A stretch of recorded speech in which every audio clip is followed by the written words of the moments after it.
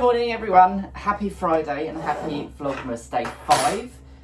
Day 5 means today is a tutorial day. I'm really excited about today's tutorial, I don't know why. But I really like how it turned out. So it's kind of, I'll give you a little bit of a tease. In today's video, the tutorial is linked to day 1 slightly. So yeah, I will get on with that later. I am just feeding the dogs, feeding the squirrels because they will want feeding. I have to admit, I'm actually sorry to say, I'm quite disgusted with myself because today it is currently 10 to 10 and I've only just come downstairs. That includes not getting out of bed till about 9:15 and then having a shower and then coming down. So I'm just going to give Luna her breakfast and I'll be back in 2 seconds. Lulu!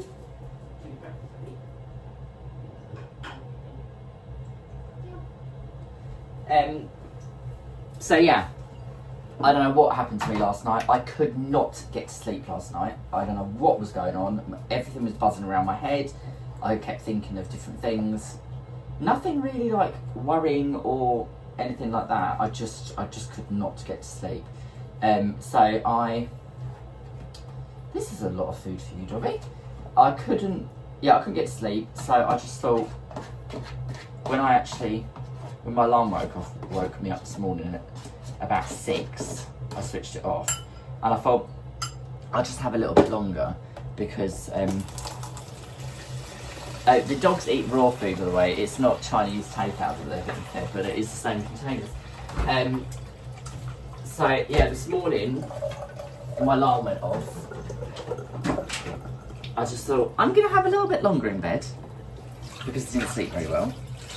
And then I didn't get up till 9:15, which is disgusting. I don't know the last time that I got up at that time of morning. And do I feel better for it? Not particularly, no. So, I've got a lot of catching up to play this morning. So I will finish feeding these. I'm going to make myself a cup of tea. I'm going to have some granola for breakfast this morning because I don't think I can stomach those crumpets ever again. I think I'm actually going to put them out for the birds to eat if the birds can actually get through them because they're tough as old boots. So I will talk to you all in a bit. So for today's tutorial, we are going to be making the Christmas tree block. It is a lovely little block that I've come up with. And in this fabric here that you can see, I've used the cat's eyes sort of fabric from Parisville Deja Vu, and I personally think that these little dots here in the fabric look like little glistening twinkly lights. So it's one of those blocks that, depending on what fabric you pick, can make your tree really come to life. So I thought I would go through the construction process with you today. It finishes up at about an 8.5 inch block, and I will show you how we put it together, and the cutting instructions for the whole entire block will be below. So I have got the block broken down here. So we've got the bottom unit, and then it goes up gradually. The green gets smaller and the grey gets bigger, but I will list down below. So to start off with, we're going to take our first row, which constitutes of the smallest green piece and the 2 largest background pieces. So I'm going to lay my fabric so that it creates an L shape. I'm going to mark from one corner to the other corner with a pencil. I like to use a mechanical pencil because I think it gives a neater line. So I'm going to mark on there. So I've got my line on here, and what I'm going to do is stitch just to the right hand side of the line, literally just so the needle's touching the line, but to the right hand side of it. That's what I always like to do with half square triangles and half square, any half square whatevers, because it allows you that tiniest little bit of bulk in the fold. So I'm going to fold that over. I'm going to trim my excess down to approximately 1/4 inch. And then I'm going to lay my second background on this way, lining up the corners, and then I'm going to draw a line from that point to that point. And I've lost my ruler. There we go. So I'm going to draw a line from that point there to that point there. And then I'm going to stitch just to the right hand side of that line as well. And press it back.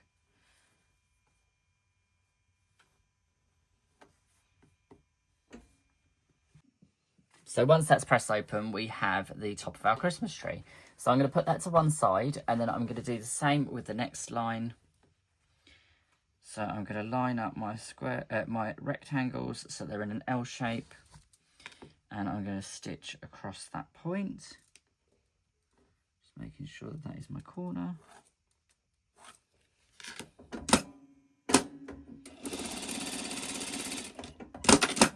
And then I'm going to lay my other one at the other end.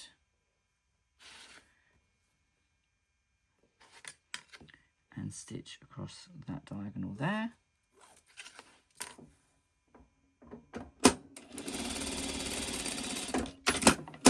I'm going to trim my excess corner off. And then I'm going to flip these open to create the second one and press this open.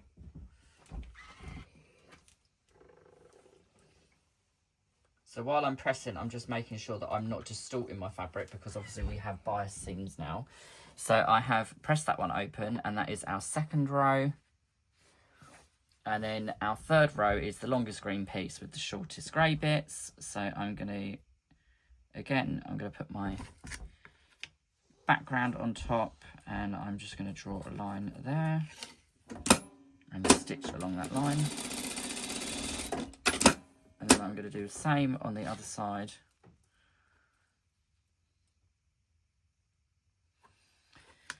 And I'm going to stitch along that corner.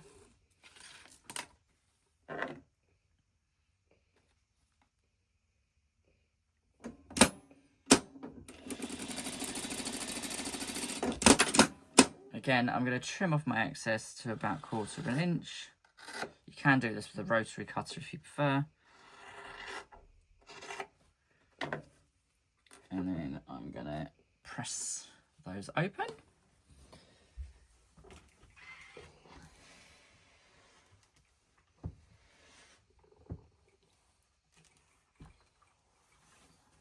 So that's those pressed open. And then our bottom section is literally just joining these three pieces together in a row.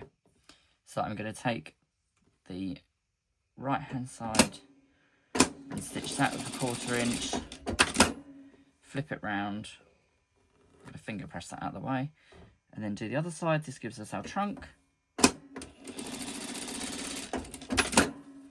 Finger press that open, and I'm going to give that a quick press. So this gives us our Christmas tree block like so, and then it's just a case of stitching all the rows together. So you stitch this one to this one, this one's this one, this one's this one. So I'm going to do that now and give it a press, and then we will square it up to 8.5 inches. So I'm just going to line those up, making sure that my tree is central. I'm going to stitch along the bottom edge. I'm going to just roughly, well, just gently finger press that open so the seams are going that way. I'm going to put the next one on.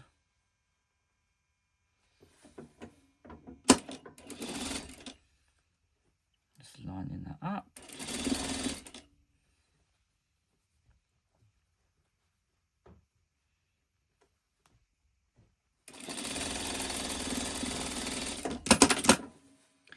Finger press to the top.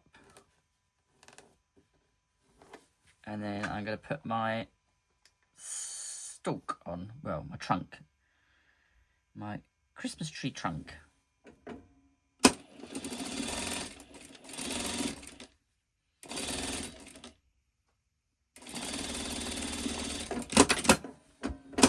And give that a press up. And I'm just going to bring my iron in and give that a really good press. So it is nice and flat.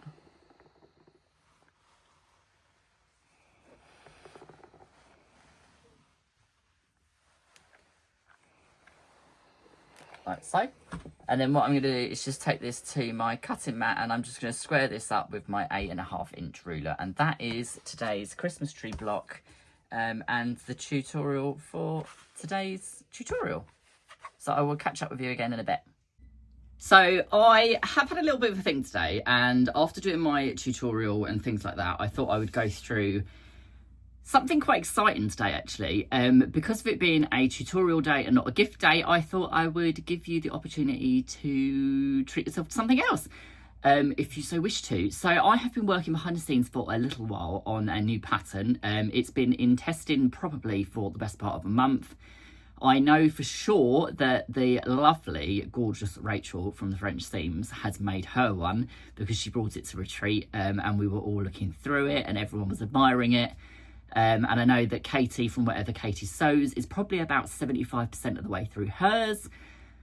And the pattern is the label keeper. So some of you may know that we all love labels. It's no secret that we all love a label.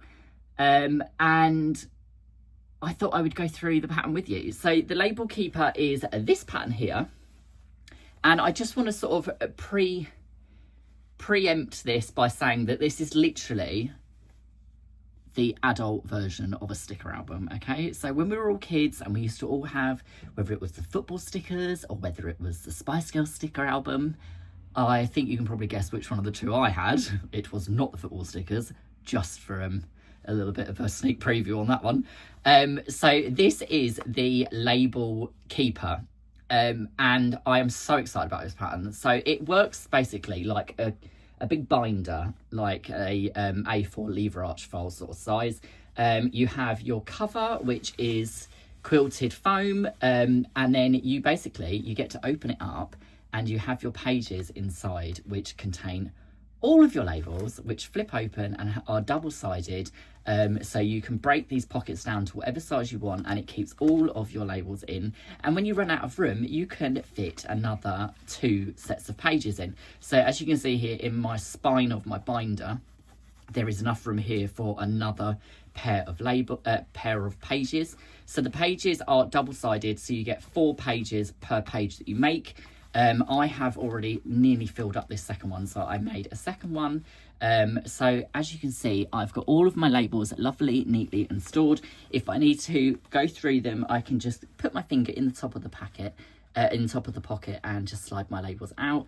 Because they are vinyl bound pockets, and because the backing is obviously fabric, they don't slip out either. So you can literally hold it upside down and they don't slip out like they do in some of the other label folders that are available on the market.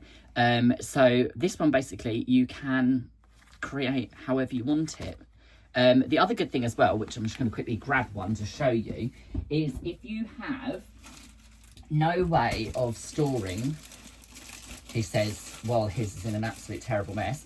If you've got no way of storing your packs of needles that your sewing machine needles come in, they also fit absolutely perfectly in these pockets. So you could actually use it for your labels. You could put 2 pages in. You could have 1 page for your labels and 1 page for your sewing machine needles, so you can lay them all out. So when you're looking for a replacement needle, you can open your folder and you can go, right, there's my jersey ones, there's my overlocker ones, there's my quilted needles, there's my Microtex, and so on and so forth. And you'll actually fit a couple of needles per pocket, a couple of packs of needles per pocket, so you can store all your needles too. And the other thing as well that it's really useful for is things like little offcuts of binding, little presser feet. If you've got snap-on presser feet for your machines, you can lay all of your feet out on one page, so that when you're looking for a foot to change your feet on your machine, you can just go through and go, oh look, there's my zipper foot, slip it out, clip it on, done.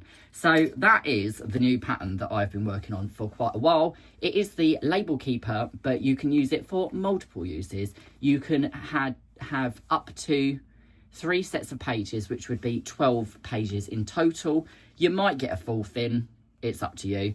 If you wanted to create it so that you could fit a 4th in, if you added another couple of inches to the overall length of the outside case and then made your section here that you break down for your spine, you could then give yourself more room in the middle basically to insert another page at a later stage if you knew that you was going to need multiple pages.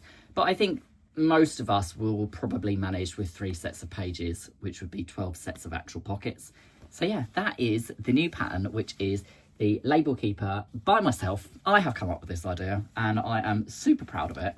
And the good thing is as well is it stands up nicely. You can slot it into a Kallax unit. They fit in these really well. So you can just slot it into a Kallax and pull it out and grab whatever you need out of it when you need to. So yeah, that is the new pattern, which is the Label Keeper, which will be available from 6 p.m. tonight on my website as a PDF download.